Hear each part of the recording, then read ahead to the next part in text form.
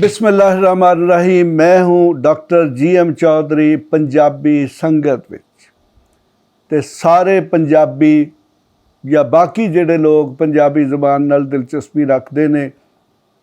यकीनन वो भी मेरे नाल पंजाबी संगत दे विच मौजूद होणगे। जनाब, पंजाबियां वास्ते एक बड़ी वड्डी खबर। कुछ लोग ये कहणगे जी मैं शायद किसी किस्म के तासुब की गल कर रहे हैं। जनाब, मैं किसी तासुब की गल नहीं कर रहा। ये कोई शक नहीं कि अरशद नदीम जिहड़े ने उन्हां दा तल्लक मियाँ चन्नू नाल है ते मियाँ चन्नू खानेवाल ज़िले की तहसील खानेवाल दे रहन वाले ने, जिहड़ा कि पंजाब दे विच मौजूद है। ते यकीनन वो पंजाब दे जदों शहरी ने ते वो पाकिस्तान दे भी शहरी ने। ते इस करके अरशद नदीम ने जो कुछ किया दुनिया का जिहड़ा 118 साल पुराना रिकॉर्ड तोड़िया, वो जनाबे अल्लाह मियाँ चन्नू दे लोगों वास्ते, पंजाब दे लोगों वास्ते, पाकिस्तान दे लोगों वास्ते ते उहदे नाल नाल पूरी दुनिया दे विच जिथे जिथे भी पंजाबी मौजूद ने उन्हां वास्ते एक बड़ी वडियाई दी गल है। ते जनाब, ये वडियाई दी गल उस वक्त भी ज़्यादा हो जाती है कि अगर तुसी पंजाब दा कल्चर वेखो, पंजाब दी तुसी सकाफत वेखो, पंजाब दी रहतल वेखो। मैं चूँकि अपने बचपन दे विच सारियां चीज़ां देखियां ने, मेरा भी एक पिंड नाल तल्लक सी ते पिंडां दे विच खास तौर ते जिहड़े गर्मियां दा मौसम है ते गर्मियां दे मौसम दे विच ते जनाबे अल्लाह शाम नूं 4 वजे तो बाद पिंडां दे बाहर एक जगह कोई ना कोई हुंदी सी ते उत्थे पिंडां दे जिन्ने जवान मुंडे ने वो कोई कौडी खेडदा सी, कोई फुटबॉल खेडदा सी, कोई जोर अजमाई करदा सी ते कुश्ती ते दंगल जिहड़े ने ये ते पंजाबी कल्चर दा एक बहुत वड्डा हिस्सा सन। तो जिस तरीके नाल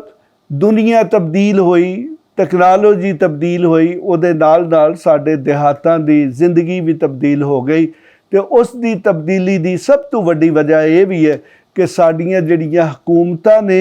उन्होंने खेलों आलू तवज्जो हटा दी। तो जदों उन्हें खेलों आलू तवज्जो हटाती तो फिर यकीनन जिन्ने भी जवान मुंडे ने वो कोई ना कोई पुठा काम करनगे। और यही वजह कि इस वक्त पंजाब पूरे पाकिस्तान दे विच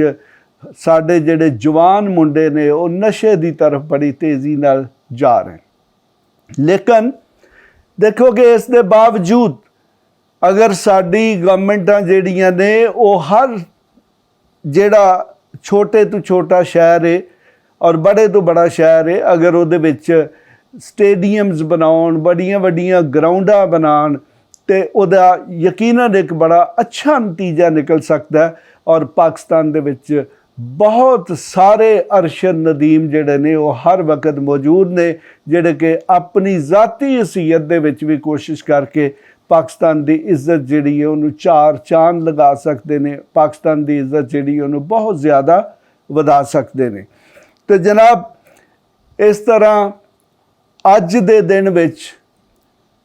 पूरी दुनिया दे विच इस पंजाबी मुंडे ने साबित करता है कि उहदे जिहड़े मसल्स ने, उहदा जिहड़ा जिस्म है और उन्हें जनाब जिहड़े देसी घ्यो दे परौंठे खाधे हुए ने वो जनाब उन्हां दा असर अज पूरी दुनिया ने वेख लिया। ये मैं क्यों कह रहा कि पंजाब दे जिहड़े पराठे ने ते पंजाब दे पिंडां दी जिहड़ी लस्सी है अज उन्हें अपनी ताकत जिहड़ी है दस दी है। वो इस वास्ते दस दी है कि ओलंपिक्स की जिहड़ी 118 साल की तारीख है उहदे विच अरशद नदीम ने सब तो लंबी जिहड़ी है जैवलिन थ्रो यानी कि 92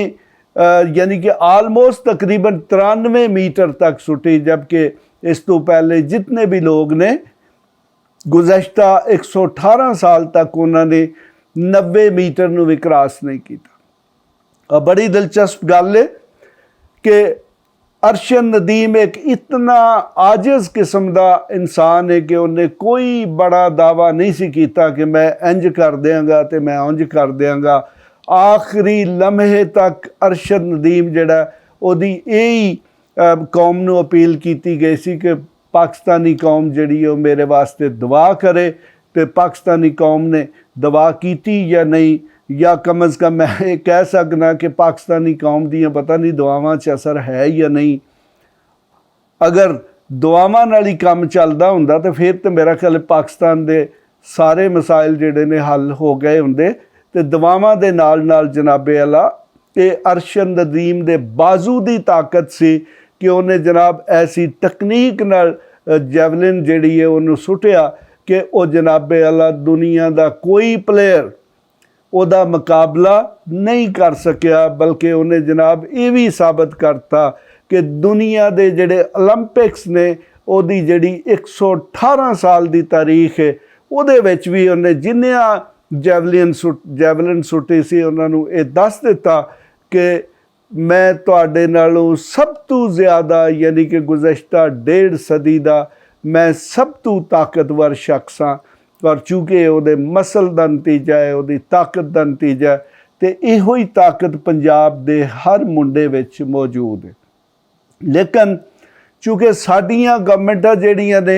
उन्हां दे विच खास तौर पर पाकिस्तान दे विच ते जनाबे अला मैरिट नां दी कोई चीज़ नहीं। इत्थे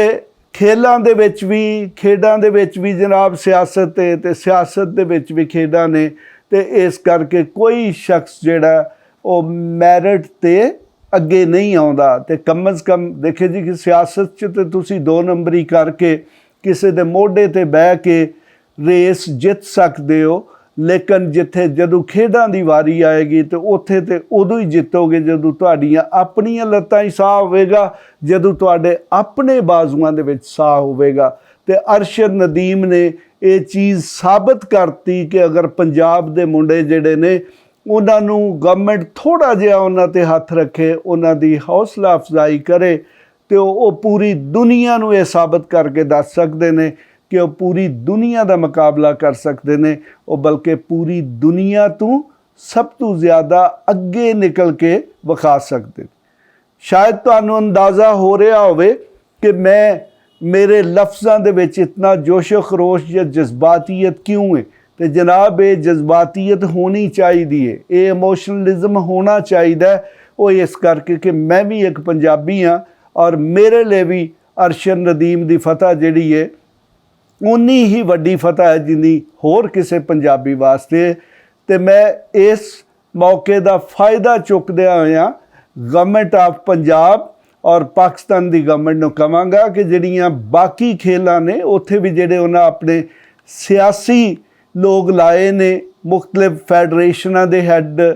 पाकिस्तान स्पोर्ट्स बोर्ड का हैड या बाकी जो सूबाई सतह पर जो महकमे है उन्हां ते कुछ खुदा दा खौफ करन ते मैरिट ते ऐसे लोगों नूं लाया जाए जिहड़ा पाकिस्तान दे जिहड़े प्लेयर्स ने उन्हां दी हौसला अफजाई करन ते उन्हां नूं अगे बढ़न दा मौका फराहम करन। ते अज जिस तरह एक मुंडे ने पाकिस्तानी कौम दा सिर जिहड़ा उन्होंने फखर नाल पूरी दुनिया च बुलंद करता है। तो अगर जनाबे अल्लाह 10 20 30 पाकिस्तानी मुंडे जिहड़े ने वो ओलंपिक्स दे विच जाके 10 20 30 गोल्ड मैडल लैके आउंदे तो फिर तुसी खुद ही अंदाज़ा कर सकते हो कि पाकिस्तान की कितनी